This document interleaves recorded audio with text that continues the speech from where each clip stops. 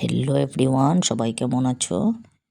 দেখো, আজ এক বিশেষ দিনে তোমাদের জন্য এক বিশেষ ভিডিও নিয়ে আসলাম। আশা করছি ভিডিওটা তোমাদের অনেক ভালো লাগবে।